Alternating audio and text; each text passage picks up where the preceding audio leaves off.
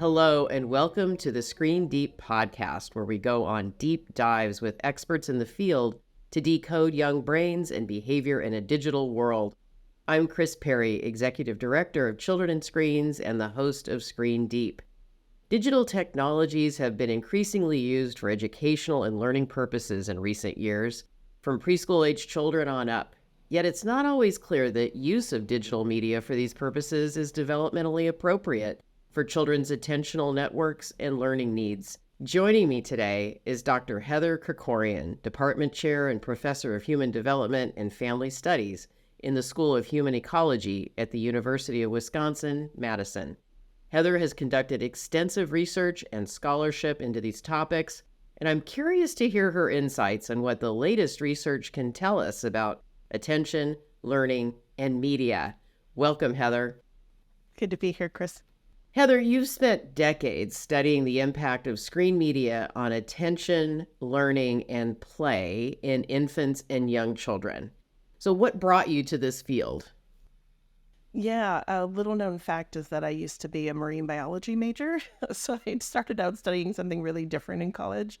And it turns out what I was really excited to do was I saw a documentary when I was a kid where they studied learning and memory in dolphins. And I just thought it was so cool how they could design these different games to play with dolphins that helps us understand what they think and know. And then I studied biology for a couple of years and realized this is not what I signed up to do. And what I was really interested in is brain and behavior. And so I switched over to psychology because it was really the attention, learning, and memory that interested me. And then I was really passionate about trying to create opportunities for kids who maybe struggle in school or don't have the same opportunities as other kids to get ready for school before they start first grade. So that's really what brought these two interests together around cognition, thinking, learning, memory, and media research. Was there an experience that brought that interest in children to the forefront? The reason I was really passionate about that is there were a lot of folks very close to me in my life who really struggled in school and handled school really differently than I did. Their experience was really different, and that led to really different outcomes for them when they launched into adulthood. So I was really interested in kind of what are the seeds that make one kid more prepared for first grade than another or experience school differently than another, and how can we help bridge those gaps? There are so many ways that young children are using or are surrounded by media these days, from TVs often being on in the background, to using touchscreen device apps for games and game-based learning. At a high level, what have you learned from your research about the effects of this immersion in media on children's cognitive and attentional skills and even their learning? Yeah, so high level, I always tell my students the right answer is always it depends. So that's what the research very clearly shows. It depends on what they're doing, how they're doing it. Are they doing it alone or with other people? What's the content? What's the design? So it depends on a lot of different things. There's no universal in this field of any kind. The other high level point is that sometimes effects are bidirectional. So sometimes it's not that screen time is leading to some attention or learning difference, but the other way around, some existing attention or learning difference is leading to different types of media use. Touchscreens seem to be particularly popular for parents of preschoolers who I assume are looking to get a jump on learning for their child before kindergarten, or maybe even just as a soothing device. What has your research shown about young children and touchscreen interactivity in terms of attention development and learning? So we know the vast majority of what young kids are doing, even on touchscreen devices, is watching video. So one of the things we know is they're still just watching video and not often interacting with the screen. When they are interacting with the screen, again, it depends on the design of the media and how they're using it. The impacts of those things depend, but it definitely seems to make a difference. So if you have one child watching a video of something and another child interacting with a video of the same thing, they might learn or pay attention to different things in those situations. So what aspects of the interactivity matter most in these situations? When it comes to learning, one of the big factors seems to be how the interactivity is incorporated in the media. So if it's used to add all sorts of bells and whistles and mini games and things that detract from the lesson or the story, those things tend to disrupt learning, and kids will focus more on the games or the interactive features than on the story or lesson that we're trying to convey. But some designers will incorporate interactivity into the lesson or story. So enhance the lesson or story with those features to draw attention to the right thing at the right time or reinforce the right thing at the right time. And that can enhance learning. Are there specific aspects of the child that impact the interaction with the device? Yeah, so we know one of the biggest predictors is age. One of the biggest predictors of the outcomes for kids is age. But age is just a measure of the passage of time. What age really represents in this case are the developmental skills that we're seeing. So cognitive development, different kinds of attention skills and memory skills, as well as experience. So as kids get older, they get more experience with different types of media and different contexts. So they get better able to learn from all kinds of things as they get older. Those kinds of things matter a lot, and especially memory capacity, how much information can they hold and manipulate in mind at the same time. That seems to matter a lot, as does things like inhibitory control.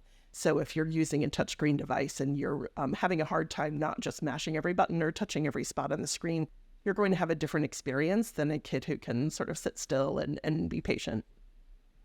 So thinking about the parents that are listening today and the fact that they might have a 1-year-old, a 3-year-old, a 5-year-old, and there are the sort of almost exponential leaps that occur within just a few months in those first 5 years of life. What age does that memory capacity or that inhibitory control you just described tend to be developed? Yeah, so it varies across kids, but in general, the first 2 years or so after birth seem to be a little bit different. And then around 2 years old, give or take a few months, around that second birthday, we see some changes in how kids pay attention to TV, for example. We see differences in what they learn from screens. And it's really kind of between the 2 to 3-year-old mark that we see pretty dramatic changes in how kids learn from screen media. And then those attention and memory skills continue to have dramatic change throughout the preschool years, so until 5 or 6 years old, roughly. I've read about this transfer video deficit effect. Can you explain in simple terms what this means and how it was discovered? There are some much older studies from the 1970s, 1990s, 1980s that were showing some evidence of this, but it really got a lot of attention in the late 1990s. There were a couple of different researchers that were studying how well toddlers learn from different types of information. So whether it's a real-life demonstration or a photograph or a video or a picture book. And so there were a lot of studies comparing how kids 2 or 3, 4 years old learn from these different types of media. And so a lot of these early studies were showing that toddlers, especially in that 2 to 3 year mark, were more likely to show some measure of learning from a real-life demonstration than from the exact same demonstration on video, all other things being equal. So that gap, that distance between learning from real life versus video is what we call the video deficit. The transfer deficit is just a broader umbrella term that captures things more than video. So there was a study you were involved in last year that looked specifically at spatial recall after learning from screens. Can you tell us a little bit about that? Yeah, that was a fun one. So that study used a spatial recall task or object retrieval. Different studies use different terms for the same thing. Essentially, it's a hide and seek game. So it might say, oh, Kris, watch me hide this toy, and then you can find it. So it's sort of a hide and seek scenario like that. And we either have you watch through a window, for example, so seeing a real life demonstration through a window, or putting a screen that's showing like a closed circuit video feed of the same thing. So a typical video deficit study, you're seeing the same thing in real life through a window or on video through closed circuit TV. And we're curious how well kids can find that object. The older studies from the late 90s and after will have really simple spatial recall tasks. So they're in a living room kind of setting, and you might hide the toy under the pillow or behind the chair. So it's pretty easy by the age of 2.5 or 3 for kids to do this, even when it's on video. It's behind the chair or it's under the pillow. So the study that I did with Vanessa Simmering was a sandbox task. So we hid a toy in a sandbox instead of in a living room. So imagine now trying to find a toy under the sand in this long, 6-foot-long sandbox. So it's a much harder task, and we can get much more precision in memory. So we don't just measure, did you look under the pillow or behind the couch? But instead we can say, were you a millimeter away, a centimeter away, 2 centimeters away? So we have much more precision in that measurement. And that study was with kids 4 and 5 years old. So the older studies suggest the video deficit disappears by 2.5 or 3 years old. We found it even in 4 and 5 year olds using that more difficult and more sensitive measure. Fascinating. Is this video deficit effect you talked about playing out in everyday classrooms now that so many schools and teachers are using screens?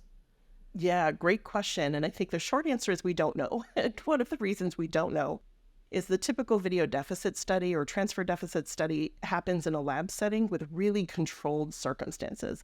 So we show the exact same thing through a window or on a video screen that's the exact same size as that window. Everything's the same except whether you're looking through a window to a 3D room or a screen onto a two-dimensional space. The research that's happening in classrooms will compare how well kids learn from, for example, some sort of educational game that's meant to be used by a single kiddo, interacting with AI in a way that adapts to their learning and gives them increasingly complex items, for example, versus a teacher running a classroom with dozens of kids in it. And in some ways, that's a really unfair test of both of those settings. It's an unfair test of the game, and it's an unfair test of the teacher skills because there are so many things that are different. So whether we see the video deficit where kids are learning better from the live teacher than the digital game, we don't have the right kind of test yet to answer that question. It's certainly plausible, but I think in a lot of the research we have right now, those two different settings, a real teacher who has expertise in teaching kids versus an AI-enabled digital game, in this case, both are good at certain types of things. And so we're still trying to understand what those different things are good at. Thinking back to the importance of age or the skill development that happens at different ages, and what your study found out about how this deficit effect may persist into older preschoolers, it really makes me think about the increasing uses of screens in early childhood settings. What advice would you have for educators and care providers who are working with young children, given what you know? Yeah, well, so one thing we know is even though the video deficit exists or the transfer deficit exists, there are lots of things that we can do to shrink it. So to help kids learn well from video. One of the easiest ways to do that is just repetition. So even babies can learn pretty well from video if they see it a couple of times. One of the things video is really good for is repetition. You can watch it over and over again as opposed to a real life demonstration. So you can watch it as many times as you need to. So if the goal is to help kids learn something from a video that you couldn't teach them with something real, like show them something they would never experience in their real lives, like animals that don't live in their environment, for example, using repetition is a great tool. Another thing that can be really helpful for young kids with video is what we call joint media engagement, which is just having a knowledgeable person help them understand what they're watching. So the teacher's role in this scenario is really important to help kids understand what they're seeing and also connect that to the real world. I know a lot of discussion around children and media use focuses on screen time, but I think we're learning from a lot of the research these days that content may be as much or more important of an effect on children mentally and cognitively. How do you view the relative impact of screen time itself and its ability to displace important moments and interactions compared to the impact of content choices in screen media for kids? Yeah, I love this question because I think the research is often sort of reduced down into that screen time measure. And the assumption is a displacement one. So the assumption that when they're using screens, they're not doing another thing, and which is true. But when they're not doing that other thing, the assumption is that other thing is always better in terms of learning and cognitive development. And I don't think that's a fair assumption to make. I think that assumption also ignores the displacement cost for everyone in the family system. So what might be a displacement effect or a trade-off for the kiddo might be a gain for the parent who really needs a break or needs to cook dinner or do something else so that they can show up for their kid an hour later. So I tend to think of the trade-offs when I think about displacement. And the content matters, as you said, because whether that other thing kids might be doing is better for learning or not depends not only on what that other thing is, but also what the screen media content is. So watching something that's pure entertainment without any educational intent versus playing with toys that stimulate cognitive development, that might be one kind of trade-off. But if kids are just kind of left to their own devices without enriching materials to use, or they're sitting in the backseat of the car with nothing else to do versus watching an episode of a really highly valuable age-appropriate educational program, that trade-off looks really different. I remember those days getting home after work. The kids were preschool age, they were exhausted. we still hadn't started dinner. There was a high quality program on for 30 minutes, which is exactly how much time I needed to get dinner on the table. And it felt to me like a reasonable trade-off. They could kind of get a second wind. I could get dinner on the table, and we were on our way into a great evening of doing other things. So I'm really glad you made that point about how the displacement is in fact a phenomenon that occurs, but how you use it also is under your control. There's a way to use displacement to your advantage if you're intentional about it. You mentioned making sure content for young children is enriching or educational. And how do parents evaluate what's enriching or educational? Yeah, that's a great question. And that's one of the most challenging things because there's not good information out there, or at least the information that comes right with the media, like ratings in the App Store, might not track with what the research would actually say is educationally valuable or beneficial for kids. My go-to resource for parents is commonsensemedia.org. So that's a place where you can look up information about content and see what education experts, for example, have rated the show to be in terms of educational value versus potentially risky content. So that's a good resource that parents can use to look up different pieces of information. I've tried to distill the research into some really tangible principles that parents could take home and use when they're trying to pick media for their kids. But I have also found parents can't find that to be very helpful. What they really want are recommendations for where to go. Just where can I find content? What show is good? What app is good? And for parents who are looking for that, my easy go-to is PBS Kids content because it's free and ad-free and has research behind it. So it's a really good resource that is accessible to everybody. Really quickly, would you mind sharing those guidelines? I'm personally really curious to hear them. So some of the general principles we might recommend if you're looking for content that's age appropriate and good for young kids. One of the things I try to look for is content that's ad-free if you can afford to do it. So unfortunately, a lot of the ad-free content costs money. So it doesn't have ad revenue, so you have to pay for the app. If you can afford to do it, ad-free content is helpful because often the advertisements just distract from the lesson. They can disrupt learning and have other kinds of effects that take away from the potential benefit. I also try to look for content that is specifically designed with education in mind. So does it seem to have a really clear educational goal? And then the other thing I always try to look for is content that gives parents an opportunity to get engaged. Now, if you're using media to just take a break and get away for a minute, that might not mean sitting down and watching a show or using an app together with your child. If you can't do that, you can come back to it after the break is over. So after an episode or after a game, you can talk to kids about what they did, what they saw, what the characters did, how they felt, what they learned. So you can use it as a conversation starting point to come back together and help reinforce those lessons. I know we talk a lot about potential harms or deficits that screen media may be contributing to in children. You mentioned ads, but it can't all be bad. What have you found in your work to be positive or helpful uses of media and technology for young children's learning and attention? There's some research with really young kids focused on attention skills in particular. It's a little bit hard to know whether attention is driving media use or media use is driving attention. It's hard to tease those things apart. What's a little bit clearer is the research on learning. So it's really clear that even preschool age kids can learn educational information from videos and apps and games that are designed to teach. So the kinds of things we've talked about. Does it have a clear educational goal? Is it kind of free of really distracting, disruptive information? And does it use interactivity in ways that support the lesson? When kids are using materials like that, they can learn the intended lesson of the app or the TV show.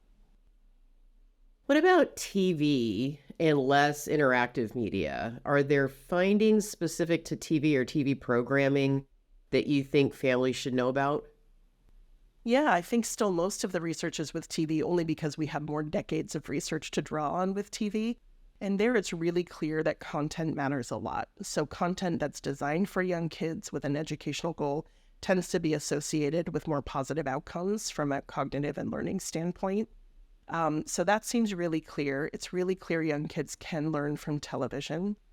It's also really clear they'll learn more when they're using it together. So it's a lot of the same themes that apply with interactive games and apps apply with television as well, versus avoiding content that might be pure entertainment with no educational goal or potentially harmful content like violence. One of your studies that I absolutely love, and I've been aware of it for a long time, was the effects of background TV rather than direct use. Can you share a little bit about that? Yeah, I think this is an area that's really understudied because so often we're studying the media use that kids have and not thinking about media use that other people are using around them. Or cases where the TV's just on all day. This is true in the most recent reports I've seen. It was true in over a third of households in the US with a child 0 to 8 years old. So the TV's just on most of the time, or always in the background. No one's really watching it necessarily. It's just kind of a background presence. So yeah, I've done some research on this, as have others, and we generally see that having a TV on in the background predicts less focused attention during toy play because they're distracted by the TV, lower quality parent-child interaction because parents are distracted by the TV. So it's just kind of a distracting presence that's not necessarily obvious if you're just watching a family interact with TV on in the background. It might look like they're ignoring it, but it has these subtle effects that disrupt our attention in ways that can accumulate over time. Thinking about the modern household, I know there's a lot of parent smartphone use. Are you aware of any research on how that might impact learning and attention? Yeah, there is some good research on this that other folks are doing. So showing the same kinds of things, disruptions in parent-child interaction. And there's also some research showing that when parents and children are playing together and parents are trying to teach their children things like naming objects, for example, giving them words for objects that they're playing with, little kids, infants are less likely to learn the word when the parents are distracted by their phones during that interaction than if they're distraction-free. The serve and return, the eye contact, the repetition, the smiles, the validation that comes from those face-to-face focused interactions between a parent and child are so key to their development. And it's really helpful to be reminded that smartphones and televisions, even if you're not focused on them, can take away, they can diminish those interactions just a little bit. And we know how precious those minutes are in every day. Most parents are so busy, they don't have that many hours with their children each day. So I'm really glad we highlighted that.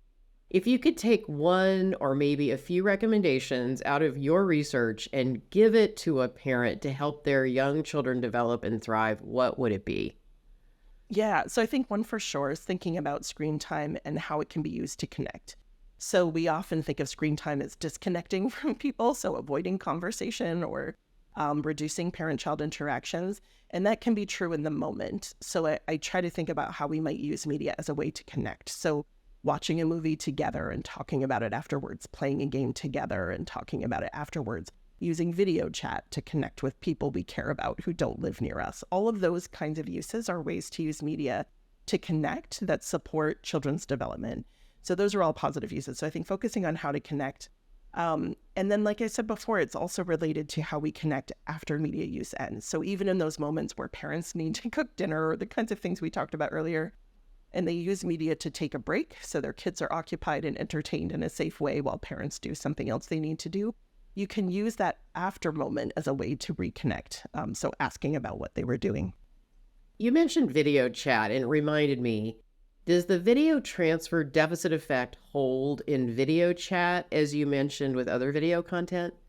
That's a great question. So some of the research finds that video chat reduces the video deficit. So toddlers will learn better from a video presentation if it's interactive. So if you're nodding and responding the way you are with me right now, Kris, so this kind of scenario, toddlers will learn better from that than if I were to record it and play it for a different child so that it's a little out of sync and awkward. They won't learn as well from that. So we do reduce the video deficit in a lot of studies when it's interactive. On the flip side, where the content young children are consuming is being created, what should content creators for young children know or do better than they're doing right now, in your opinion? Yeah, I think this is a place where some of those general learning principles are more useful to know because media creators can create content that's educationally valuable. That makes parents' jobs so much easier. They don't need to know these principles and test whether the show is teaching lessons in a way that's age appropriate. So some of my go-to things there are using repetition well. So repeating information and repeating it in different contexts is really good for learning at every age, actually, but especially for kids. So using repetition, repeating it in different contexts can really help with memory and learning. A lot of shows break the fourth wall and talk directly to the audience, but don't give kids time to reflect and respond. And that's one thing that I wish I saw more in children's programming, both interactive and just plain video. So not just talking directly to the audience, but giving them time to reflect and think and respond is really important. And then always keeping things child-centered. So I think one thing that we tend to overlook is just the importance of thinking about that child audience as the key audience and what do they need and want, as opposed to how do we keep them on the screen as long as possible. And what kids and families really need and want is a moment for parents to take a break or a moment for kids to get enriched and then get off the screen and do something else. Speaking of supporting families, you also mentioned the need for making information readily available for parents. What should content creators or app stores share in their information to help parents make better media selections? That's a great question. So I think one thing media creators can do pretty easily that can help families a lot is give them ideas for how to connect when the screen turns off. How do we connect what we just talked about to the real world? So giving parents a simple conversation starter so that after they take that screen break or watch a show with their kid, they can have a conversation about it and make it relevant in the kid's real world. That is really helpful for learning and also for parent-child connection. So that's one thing media creators can do that I think is pretty easy, just putting a little conversation starter at the end.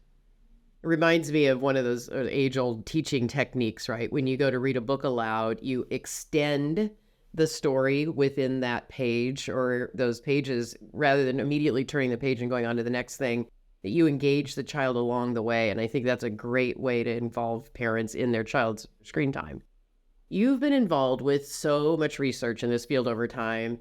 Have there been findings or research that you've been involved with that surprised you or were counter to what you thought you would find?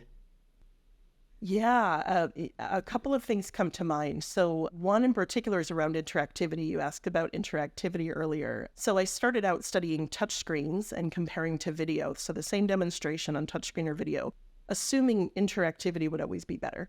That if kids touch the screen and engage with it, just like when they use it with a real person and engage with a real person, it would always be better for learning. And what we found is that's sometimes true and sometimes backfires and actually hinders learning. Even when it's the exact same interactivity, different kids might benefit or not benefit from that interactivity. And I found that really surprising. And the main reason for that, and just the anecdotes I've seen in my research, is sometimes they learn it too well and then they can't generalize it off screen. So when we ask them for an object, for example, I give you a set of toys and say, which one's the thing that was on the screen? They don't understand the question and they keep pointing to the tablet because they're like, it's over there on the tablet. It's not here in front of me. That's one thing. The other thing that I think really surprised me is early, you asked about the background TV research earlier, Kris. In that early research, when my colleagues and I were recording those videos and doing that early research when we were still graduate students, we thought there's no effective TV. These parents sit down on the floor with their back to the TV, they play with their kiddos, and they're not distracted at all. And it wasn't until we started doing really fine-tuned coding of those videos where we saw, oh my gosh, sometimes there's a 20-25% decrease in parent-child interaction quality that was not clear just by observing it. So you might not experience it even when it's happening. And I think a third way that being surprised by outward appearances not matching what's happening in reality is we often think about kids staring at screens as if they're kind of mindless and zoning out and not really paying attention to anything. They don't respond when you say their name. What the research is actually showing is that that's when kids are the most engaged and learning the best and integrating information. They're very cognitively active during those moments, even when we think from outward appearances that they look kind of mindless.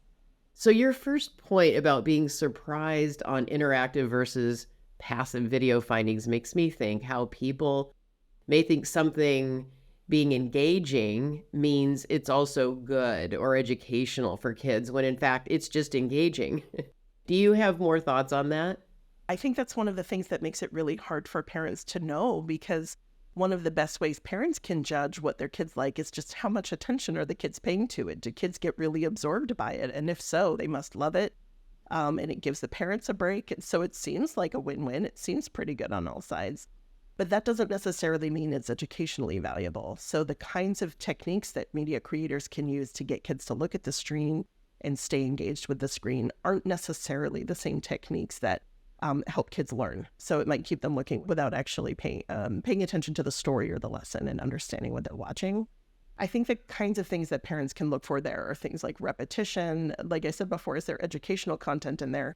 And if kids seem to be enjoying it and they're engaged, and there's also educational content embedded in it, then it's probably pretty beneficial. But if it just seems like a lot of salient stuff, lots of movement, lots of sound effects, things happening really quickly, then it might just be capturing and holding their attention without really engaging their imagination or their learning.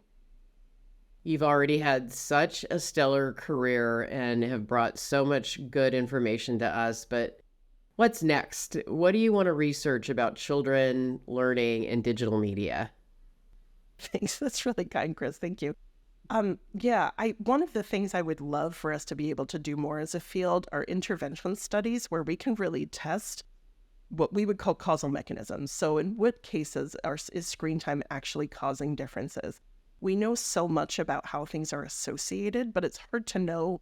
The chicken and egg problem is a little bit hard to solve.